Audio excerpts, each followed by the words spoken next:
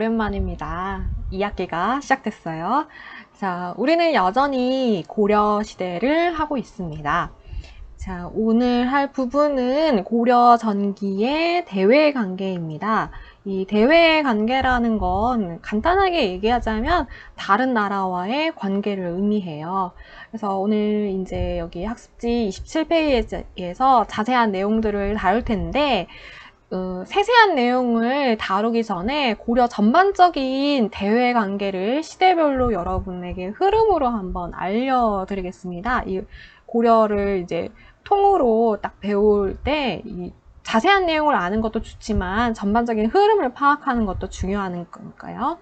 고려는 조선과는 조금 달라요. 조선은 중간에 이제 임진왜란이랑 병자호란 같이 큰 전쟁 빼고는 약간 상대적으로 고려에 비해서 상대적으로 평화로운 시기가 오랫동안 지속됐다면, 고려는 안타깝게도 매 시기별로 끊임없는 외적의 침입을 받아야 했던 나라입니다. 자, 그래서 고려도 조선처럼 한 500년 정도 역사가 이어지거든요. 초반에는 우선 10에서 11세기는 좀 묶어줄게요. 초반에는 거란과의 사이를 중점적으로 봐야 돼요.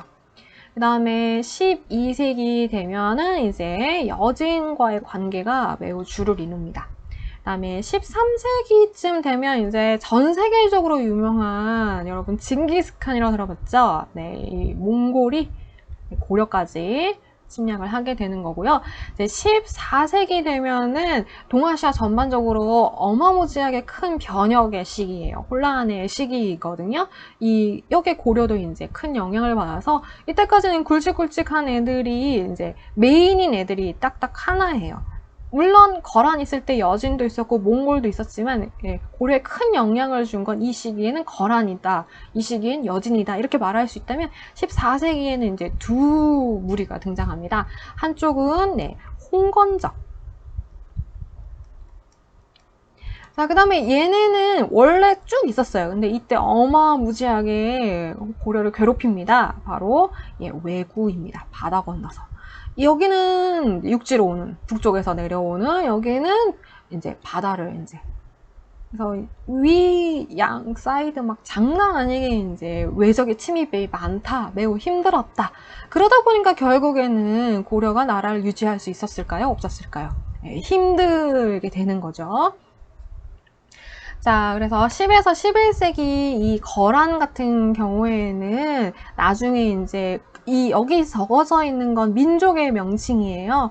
거란은 나중에 국가를 형성하는데 그 국가의 정식 명칭은 요나라라고 합니다.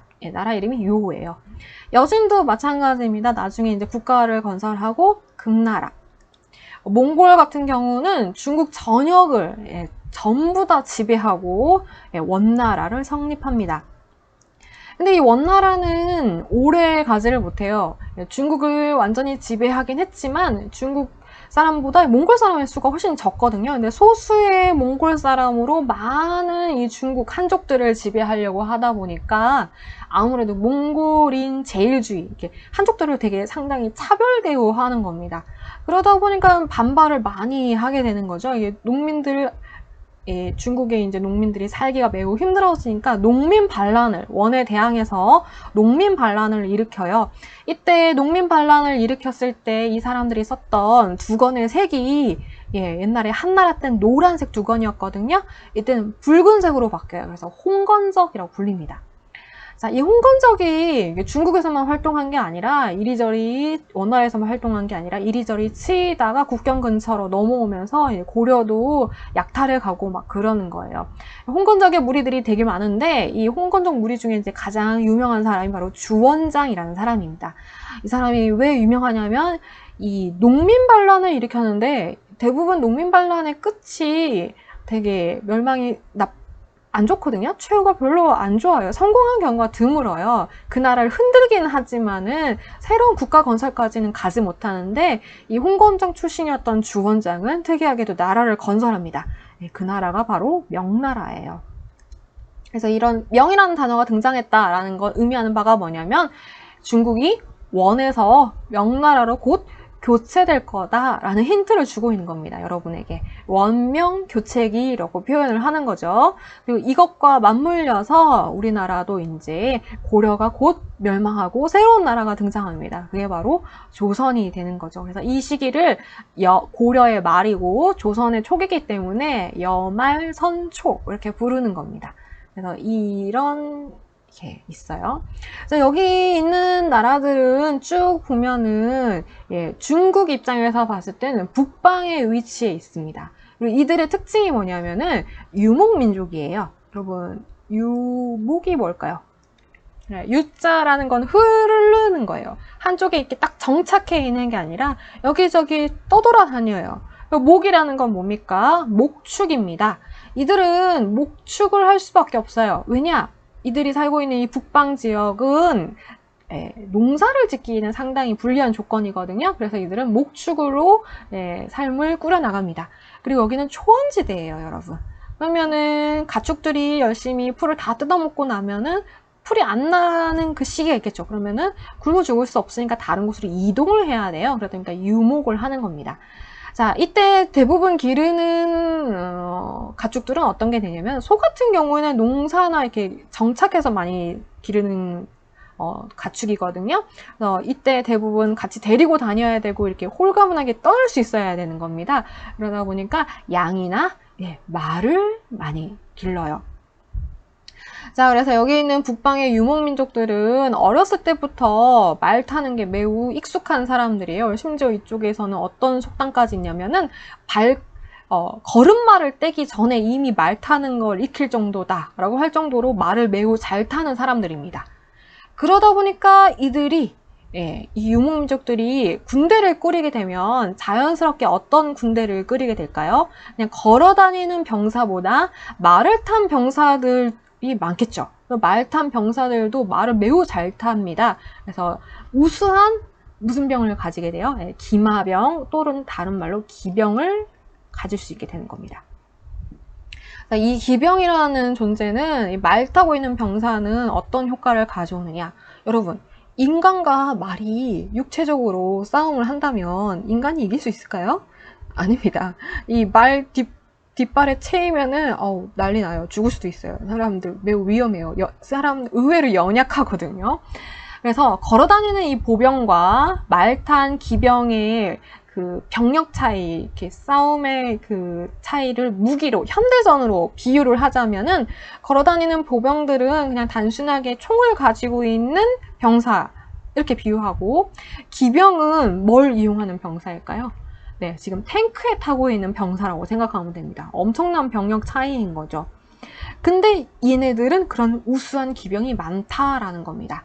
그리고 이 북방에 있는 유목민족들이 전 세계적으로, 특히 몽골족이 전 세계적으로 이렇게 길을 펼 수 있었던 이유는 아이러니하게도 이때 당시 중국이 매우 약했기 때문이에요. 이 시대를 관통하는 중국 국가가 바로 여러분 혹시 들어본 기억 나나요? 송나라입니다.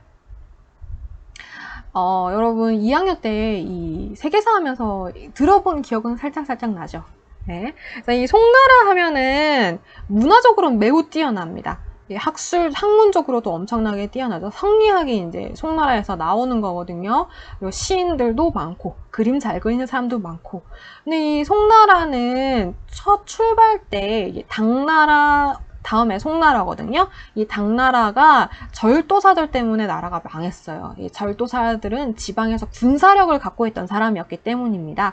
그래서 이 사람들이 막 반란을 일으키는 바람에 당나라가 멸망했다라고 송나라는 생각을 한 거예요. 그래서 자기들도 이렇게 가면 안 되겠다 싶어서 군대 쪽보다는 문화, 문치주의를 너무 신경을 쓴 거예요. 그래서 문에다가 너무 신경을 많이 써보니까 상대적으로 군사력이 약했어요. 군대의 수는 어마어마하게 많았는데 이 군대가 허대만 좋았지 몸집만 컸지 싸움은 잘 못하는 거예요. 이게 아무래도 이제 송나라가 그 관리 구조나 이런 게 국가 규모나 이런 게 너무 비대해지고 효율이 없어지게 되는 겁니다. 그에 비해서 이제 북방의 유목민족은 숫자는 적지만 일당 100의 용사들을 갖고 있는 거죠. 그래서 송나라가 겉으로 볼 때는 되게 규모도 크고 그러지만 싸우는 족족 계속 지는 겁니다. 그래서 송이 이렇게 문만 너무 신경 쓰다가 약해진다 해서 이게 문약하다 이런 표현을 쓰거든요. 그래서 중국이 이 북방 유목민족들을 완벽하게 제압하지 못하니까 이들이 점점 세력이 커지면서, 자, 이들이 세력이 커지면서 가장 좋은 먹잇감은 뭐예요? 이 커다랗고 허우대만 멀쩡해 보이는 송이죠. 중국이죠. 송을 먹기 위해서, 이 공략을 하기 위해서 딱 싸우러 가는데 잠깐 이 송보다는 작지만 좀 싸움 잘하는 애가 있어요. 그게 바로 고려가 되는 겁니다. 그래서 중국을 치기 전에 이 고려를 어떻게든 정리를 해야 될 필요가 생기는 거예요. 그래서 이 유목민족들이 끊임없이 이제 고려와 관계를 맺으려 하는 거죠. 그래서 오늘 여기 27페이지에서는 고려 전기이기 때문에 여기까지 거란과 여진에 대해서 자세히 한번 하고, 이 뒷부분은 나중에 고려 후반 말기 가서 다시 나올 예정입니다. 이 흐름을 여러분 오늘 익혀두는 걸로 하겠습니다. 자, 여기 1번에 보면은 변화하는 동북아시아라고 돼 있죠. 10세기 중반부터 여기 10에서 11세기 이 초반, 고려 초반 송나라 5대 19개 분열기를 통일했고요. 거란도 여러 부족으로, 거란 부족도 되게 다양하거든요. 그걸 하나로 야유라복이라는 사람이 통일을 했습니다. 고려도 마찬가지죠. 통일신라 이후에 후삼국으로 분열되어 있던 나라를 고려 왕건이 통일을 한 겁니다. 그래서 시기적으로, 타이밍적으로 다 이제 어느 정도 정리가 된 거예요. 이게 차곡차곡 정리가 됐습니다. 이 과정에서 고려는 송과는 상당히 친선 관계를 유지합니다. 근데 이제 고려 왕건이 고려를 딱 세웠을 때 주변에서 여러 국가들이 축하를 해주거든요. 특히 거란이 축하를 하면서 너희 이런 거 없지 하면서 막 낙타를 보내줘요. 근데 왕건은 이 낙타를, 신기한 동물이지만 낙타를 만부교라는 다리 아래다가 묶어놓고 굶겨 죽여버립니다. 왜 이런 행동을 했을까요? 자, 고려가 성립됐을 때 고려는 후삼국 사람들을 다 통합한 것뿐만 아니라 발해의 유민들까지 흡수해요. 발해의 유민. 발해 유민이라는 말 자체는 발해가 멸망했기 때문에 발해를 빠져나온 떠돌아다니는 사람들이란 얘기거든요. 같은 고구려를 계승한 같은 민족이라고 동질의식을 갖고 있던 이 발해를 멸망시킨 게 바로 누구예요? 거란이기 때문에 이런 만보고 사건 같은 걸로 봤을 때 거란을 고려가 처음부터 견제하고 있다라는 걸 알 수 있습니다. 그래서 고려는 송과는 손을 잡는 걸 선택한 거고, 거란은 내치는 걸 선택을 한 거예요. 자, 그리고 12세기 되면은 이 거란을 여진이 잡아버립니다. 이때도 여진이 있었거든요. 근데 이때 여진은 힘이 별로 세지 않았어요. 근데 이제 점점 힘이 성장해서 거란을 거꾸로 트리고, 더 나아가서는 여진이 이제 송나라까지 멸망시킵니다. 이때 멸망한 속은 북송이에요. 그래서 송나라가 쫓겨갑니다. 그래서 남송 시대가 열리게 될 정도로 여진이 크게 성장을 합니다. 자, 본격적인 거란 들어가기 전에 교과서 잠깐 보도록 할게요. 자, 여기 교과서 120페이지에 나와 있는 지도입니다. 그래서 고려는 여기는 천리장성이고요. 이거 나중에 다시 할게요. 그다음에 여기는 이제 만리장성인 거죠. 고구려의 천리장성은 이렇게 되어 있습니다. 근데 고려의 천리장성이 이래요. 이름은 같지만 만들어진 시기들도 다르고 위치도 좀 달라요. 자, 여기 보면 고려를 중심으로 송과는 친선관계이기 때문에 이제 파란색.